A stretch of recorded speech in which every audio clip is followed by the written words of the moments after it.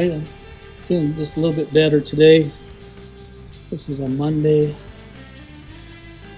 I've had 2 bad health attacks in the last few days. And I didn't think I'd be up on my feet today, but I just had to get out of this house. And it's a really nice day out here in Alabama. Anyway, I don't know how many coats of clear lacquer I put on this, but I've emptied out that can right there on this guitar so far. And I'm going to let this dry overnight, and I'll come back out hopefully tomorrow. It's supposed to be another nice day out here tomorrow. I'll do some light sanding on it again, and then empty out another can of lacquer, clear lacquer on this. There's the back side. The back side now has about 3 coats of clear lacquer on it. I like to get as many coats on them as I can. And for one reason, it helps hide flaws. And when you go to color sand it out, you don't have to worry about sanding through. So I don't know, I figured it'd be about 12, maybe a little over 12 coats, I guess, of clear on here. It'll eventually be on here. I also started working on the jazz kit guitar, doing more scraping. I'll bring you back in on more of that in a little while. I'm going to enjoy this day. Bye now. Here I am, back in my guitar room. Like I said previously, I did some more work to this guitar today. Continue to do the scraping on the binding. Trying to get the F-hole scraped off. That's kind of a task in itself. But it's looking pretty good. And it's got I touched up a couple of my painting flaws that I had up here. Same way on this side. I touched up over here. And then letting that dry. And I'll probably come back in tomorrow, do some more scraping, and I got a little fancy thing I want to do to the headstock up here. And then, well, anyway, there she is. Yeah, I'm doing both these, this one and that black flower guitar that I'm doing. It's got the fabric on the top and the back side. And lots more clear going on that.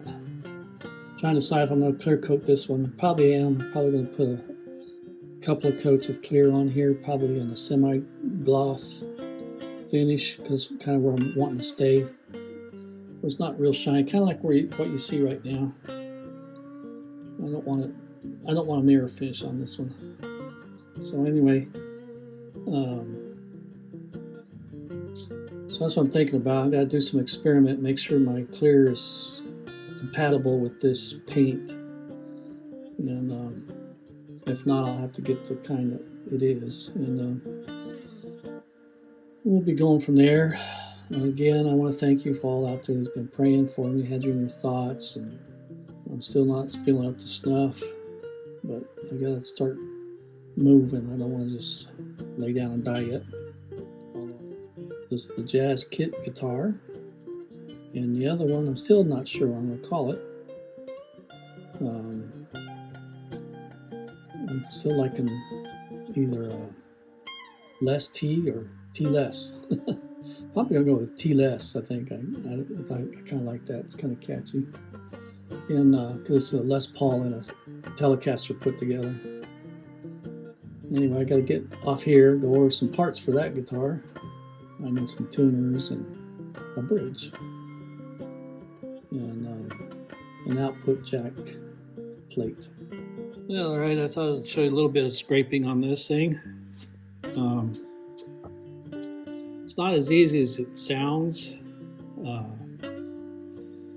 I have many different ways of doing this. Right now, I'm just using a hardback razor. And as you see, I wrapped some tape around it. That tape distance from the end of that razor to the tape is the same thickness as the outside binding on here. Right now what I'm doing is this F-hole. What I do is I take the razor, stand it upright just like that, to scrape these outer edges off. And what I do is I hold this kind of like at an angle, not straight up and down, but at an angle like this, and tilt it like this so that I can scrape that fine edge that's on there. As you can tell, see how it takes that paint right off of there?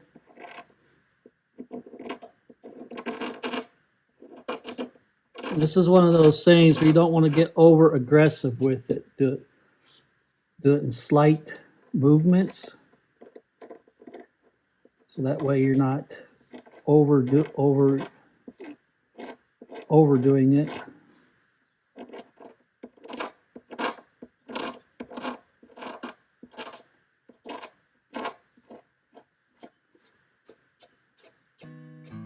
And what that does is it helps you get that white line going around those.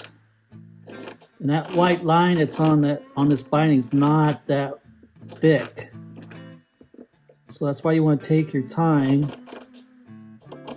and try and get your angles just right. So all you're doing is scraping to see the white.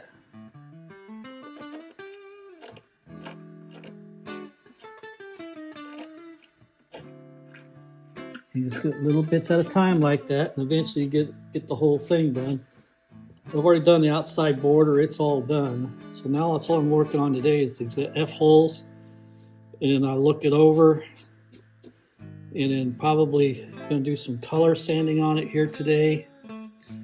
Evaluate it, see if I want to put some clear coat on it or not. I'm hoping I don't have to, but a lot of times I do. And if I do, I'm just going to use some of this semi-gloss lacquer that I have. I'm going to do some test spots, probably start on the headstock because that's the easiest to repair if I have to do anything. And I don't have enough of the Rust-Oleum enamel clear to put on here, so I'm not going to try it right now. Plus, the lacquer is more forgiving than enamel is. Lacquer is easier to deal with when you have to fix anything on the way.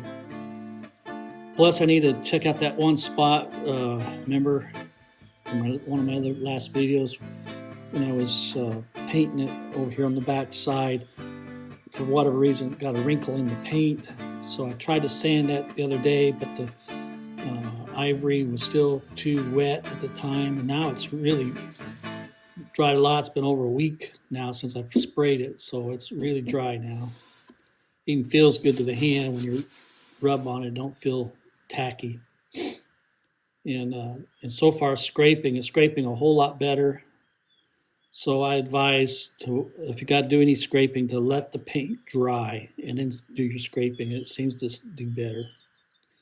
And and same thing on the thicker part. Let's see if I got you in here, or where I got you in.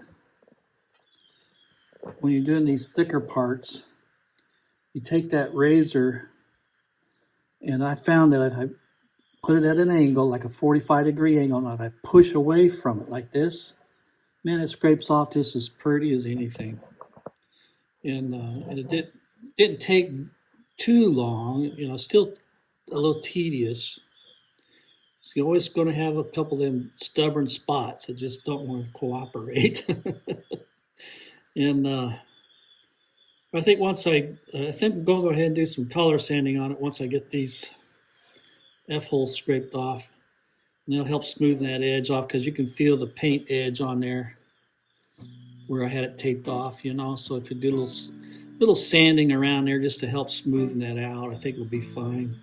And if everything works out when I color sand it and stuff, and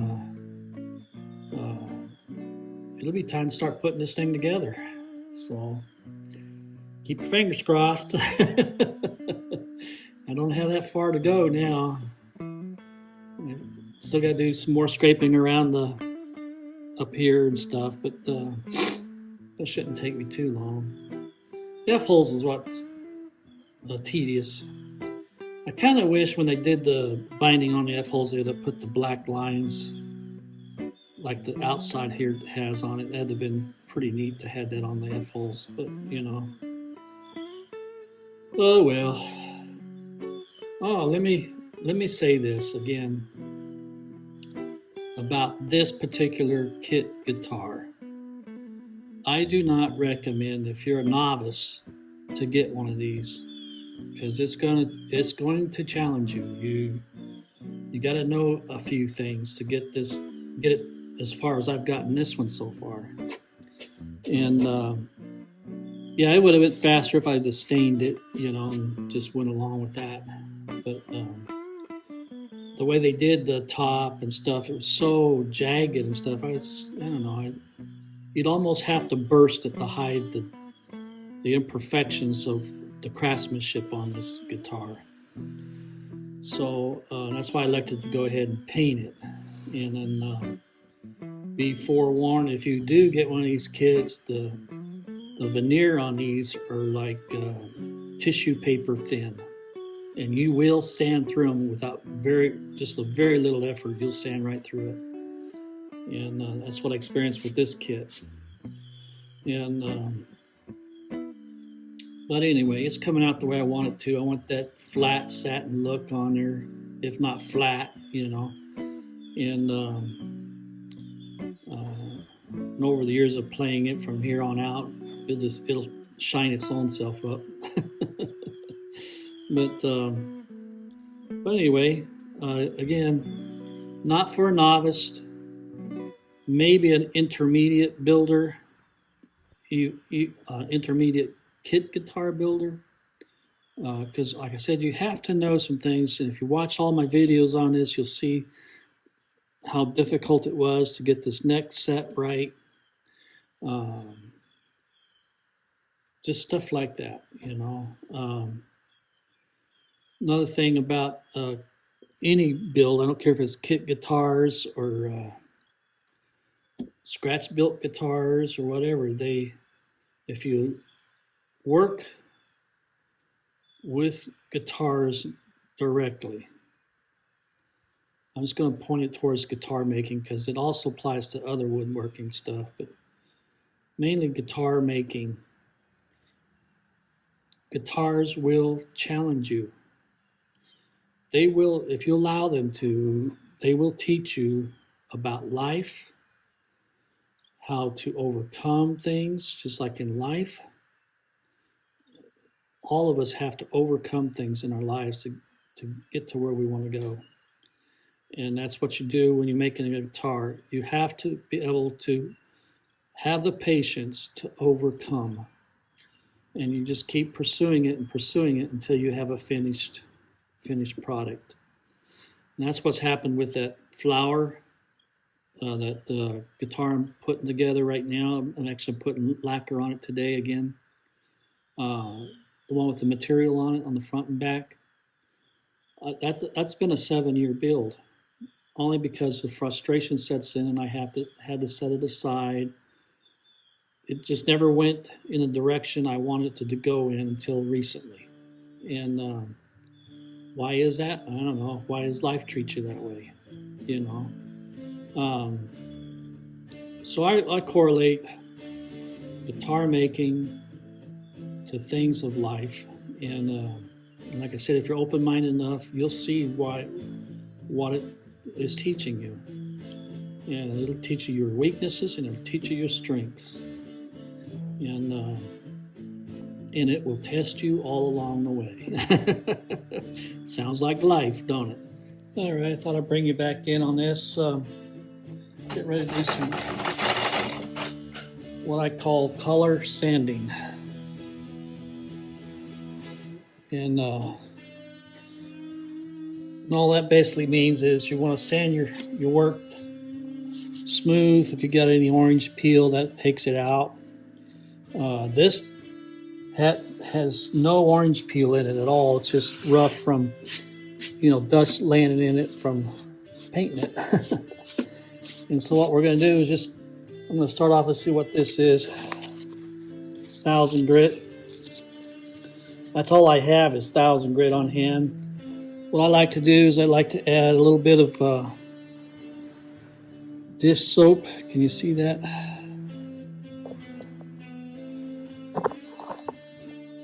There we go. I like to add a little dish soap to my water. A couple drops, don't take much.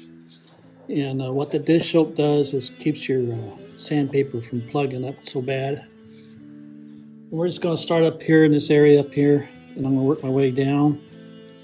And again, I'm not trying to sand off anything, just trying to make it smooth as possible.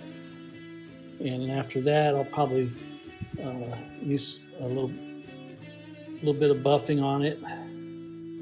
I'll probably end up putting some of that Minwax finishing wax on it. And what that does, it gives it a hard surface. So we're just going to start sanding around a little bit around the bindings a little bit just to help clean that up.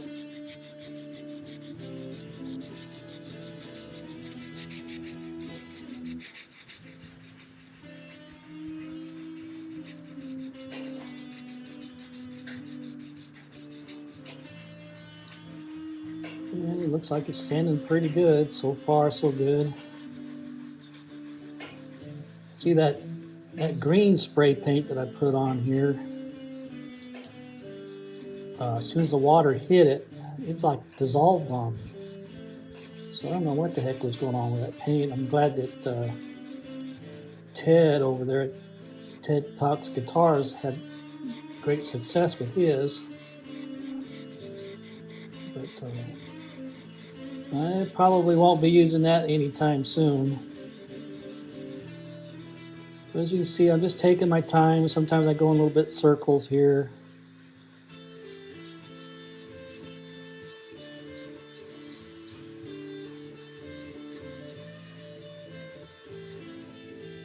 You just work your way down. You're not putting any pressure on it whatsoever. Do not bear down on it. You just want a little resistance there to help get any roughness off of your work. You don't want your guitar feeling like sandpaper, do you? This is how you do it. In the automotive world, we used to call this color sanding.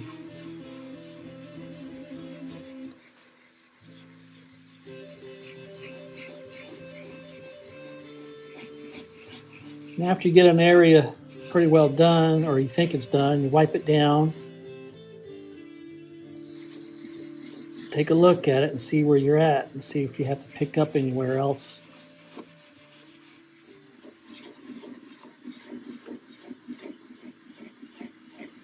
And if you listen to it while you're sanding, you can hear the pitch of the sanding change on you.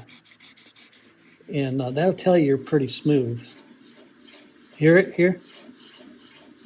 Now listen to it. Hear it smooth out? That's a pretty good indication you got it pretty smooth.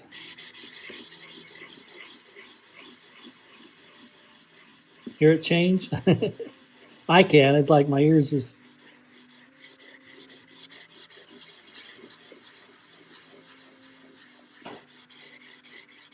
Again, go around that binding a little bit, kind of smoothing that out so it's not such a sharp edge on that paint there. Being careful not to sand down to bare wood. Should be enough paint on here I could sand for a week and never hit wood. You see that since this is a arch top, wherever these bubbles, these arches are at here, the paint usually is pretty thin right there.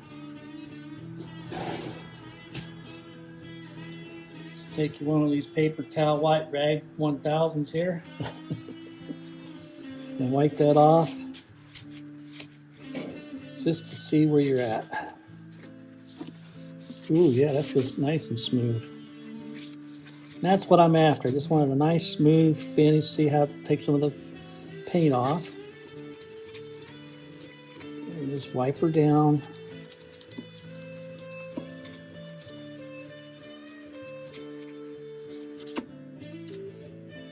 Oh yeah, smooth as glass. That's what I'm after. So I'm not gonna video me doing the whole guitar. I just wanted to show you how I do color sanding. And I'm hoping this is coming across in all of my videos is, please, if you're doing any guitar, I don't care if it's a kit guitar, if you're rebuilding a guitar, repainting a guitar, building one from scratch, take your time and enjoy what you're doing. And if it gets frustrating, I can't emphasize enough, set it down and walk away from it, because chances are you're going to resolve your hardships after you take your break. A lot of times you come back, you forgot what you was frustrated with, and everything starts to go smooth again. And I also would like to say this too: if you really want to get into working on guitars and fixing guitars, making guitars, and doing whatever you want to do with guitars, I would suggest you buying a book. There is a wealth of information in a book. You can access that information a lot quicker than you can trying to search on YouTube for it. And a lot of times, most of the videos I watch probably hundreds of videos in a week, because I'm old, retired, I don't have much to do when I have my aches and pains. But and most of them I watch on how-tos really don't show you how-to, and they start to, and then all of a sudden the video will jump, and all of a sudden they're done, and they never show you the process of how they got there. And I know I've done that. I'm guilty of that myself. So that's why I'm saying it's important to have a source of information at your fingertips. And I cannot stress enough to buy a book, and there's plenty of them out there. A good place to look for one is on StewMac. That's where I got mine from many, many years ago. And I gave that to an in-law of mine, because he was wanting to get into fixing his own guitars. I said, well, here, take this home with you and read it. I said, this will help you with anything you want to know. And because it has diagrams, it has wiring diagrams in it. It shows, it's just a wealth of information at your fingertips. I know we're in a digital age and everybody thinks, oh, YouTube's the best, but I'll guarantee you buy a book and you'll never put it down. And then once you start to learn, you'll find yourself using it less and less. But there's a wealth of information right there. And I used mine for many years until I got to the point now where I don't need it no more. And there's nothing on a guitar I can't do or can't fix or can't make. And except for I don't make my own pickups. I don't make my own pots. And I don't. But woodworking wise, I can make any kind of a neck. I can make any kind of body style, you name it. I can do it. But it started over 20 years ago with me messing around trying to fix a guitar. And it does get in under your skin, into your blood. And so be forewarned. You come down this trail, it'll be something you do all the rest of your life, I hope. And I find a lot of joy in it. It's relaxing for me to come out here and work on these and get my attention on other things other than my health. And I'm sorry if I go on about my health, but I want you all to be aware of what Alzheimer's is and what it does to you. A lot of stuff I've been going through is from that and from my neck problems. And I just want you to be aware that there are things that go on in life that just happen. And there have been some of you who've lost loved ones recently, and I lift you up in prayer. And if I know of it, I lift you up in prayer and hope the best for you. I really do. I hope the best for everyone out there watching my videos. And that's all I can do for you. And I hope you're getting something from these videos that I show you. And I'm sorry if I go on and I'm wordy and all that stuff. I try to edit a lot of this out. And I probably will again this time, because I've probably got over an hour's worth of video right now on just this morning. And I'll splice it and cut it and all that stuff. That is something I didn't do in the beginning. I didn't edit anything, because everything I did was right off my cell phone. But now I have a computer that I can take it into iTunes, or not iTunes, iMovie, and do all my adjustments. And I have a big screen TV I can do it on. And I'll tell you what, if you guys aren't hooked or haven't hooked into big screen TV to watch your YouTube videos, you're missing out. You can see things so much clearer and so much better than trying to watch it on your cell phone or an iPad. Anyway, all right, guys, just know that I'm always thinking about all of you and hoping the best for you. And I'll talk at you later. Bye now. All right, here it is so far with the top of it buffed out. I like it a lot. It shows a little bit of the wood grain in there. You can't see it here on camera as much as I can here in real life. I really like it. It's really coming out well. Looking really good now.